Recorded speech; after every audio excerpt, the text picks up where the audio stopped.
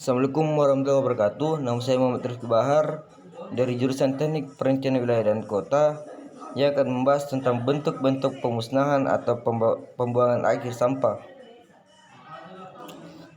Pemusnahan sampah.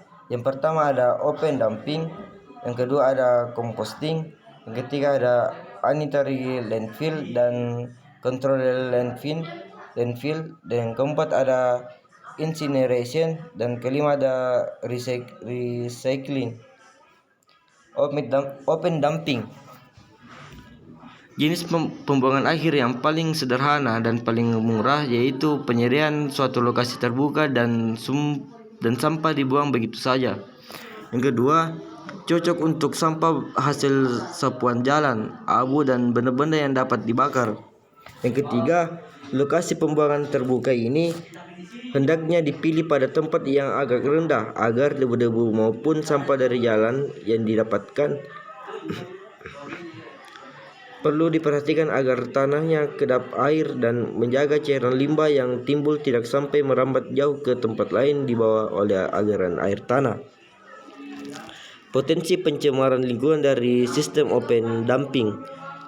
Bila bercampur dengan sampah organik, maka tempat ini akan menjadi sumber pencemaran lingkungan yang seperti bau yang tidak sedap, kebakaran, berkumpulnya lalat, nyamuk, dan tikus, serta dapat menjadikan sumber penyakit menular. Yang kedua, akibat pembusukan sampah ini akan timbul cairan limbah.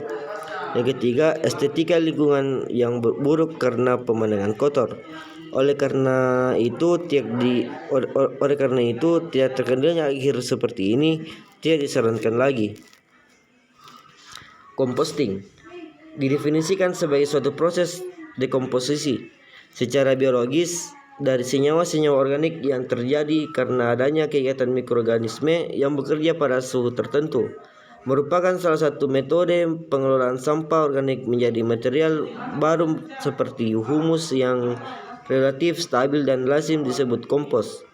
Composting dengan bahan baku sampah domestik merupakan teknologi yang ramah lingkungan, sederhana, dan penghasilan produk akhir yang sangat berguna bagi kesuburan tanah atau tanah penutup bagi landfill. Proses pengomposan mereduksi volume timbunan sampah hingga 75%. Mikroorganisme yang berperan dalam proses pengomposan antara lain adalah bakteria, Actinomycetes, dan fungi. Sanitary landfill dan controlled landfill. Sampah diratakan dan ditimbun dengan menggunakan lapisan tanah dan pasir. Hingga saat ini merupakan metode yang paling ekonomis dengan dampak lingkungan terendah. Sanitary landfill yang dikelola dengan baik dapat mengubah area yang tidak berguna menjadi open space yang menarik. Sanitary landfill yang tidak dikelola dengan baik dapat menyebabkan pencemaran air tanah. Incineration, metode pemusnahan sampah dengan cara pembakaran, dipakai secara luas di negara-negara maju. Kelebihannya yaitu merupakan sistem pengolahan sampah tingkat tinggi. Yang kedua, sistem ini dapat mengolah berbagai jenis sampah. Yang ketiga, polutan organik dapat dimusnahkan dengan teratur dan polutan inorganik terkonsentrasi di bagian residu. Panas yang ditimbulkan dapat digunakan untuk menghasilkan energi. Kekurangan dari incineration adalah biaya investasi dan biaya operasional cukup mahal. Recycling, daur ulang adalah proses pengolahan kembali sampah menjadi produk baru berbeda dari semula. Kegiatan ini merupakan kegiatan tambahan karena tidak semua sampah dapat didaur ulang. Dalam kegiatan dengan life cycle, perlu diingat bahwa recycling adalah kegiatan industri yang juga membutuhkan energi dan dapat mencemarkan lingkungan. Bahan-bahan yang dapat didaur ulang yaitu kertas, plastik, logam atau besi baja, baterai atau aluminium, dan gelas. Pengelolaan sampah. Pengelolaan sampah merupakan kegiatan yang sistematis, menyeluruh, dan berkesinambungan yang meliputi pengurangan dan penanganan sampah. Pengelolaan sampah rumah tangga dan sampah sejenis sampah rumah tinggi terdiri atas pengurangan sampah, penanganan sampah. Penanganan sampah, kegiatan pengurangan sampah meliputi kegiatan pembatasan timbulan sampah atau reduce, pemanfaatan kembali sampah atau reuse, dan pendaur ulangan sampah atau recycle. Kegiatan penanganan sampah meliputi kegiatan A. Pemilahan pemilihan dan dalam bentuk pengelompokan dan pemisahan sampah sesuai dengan jenis, jumlah, dan sifat sampah. Kemudian pengumpulan dalam bentuk pengambilan dan pemindahan sampah dari sumber sampah ke tempat penampungan sementara atau tempat pengelolaan sampah terpadu.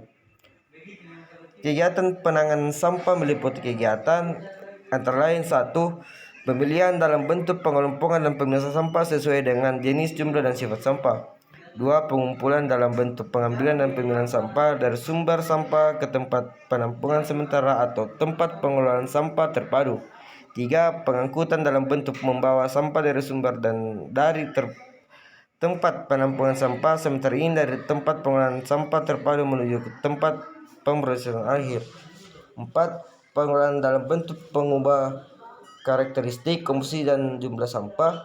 5. Pemrosesan akhir sampah dalam bentuk pengambilan sampah atau residu hasil pengelolaan sebelumnya ke media lingkungan secara aman. Mungkin cukup sekian yang dapat saya sampaikan, kurang lebihnya mohon dimaafkan. Assalamualaikum warahmatullahi wabarakatuh.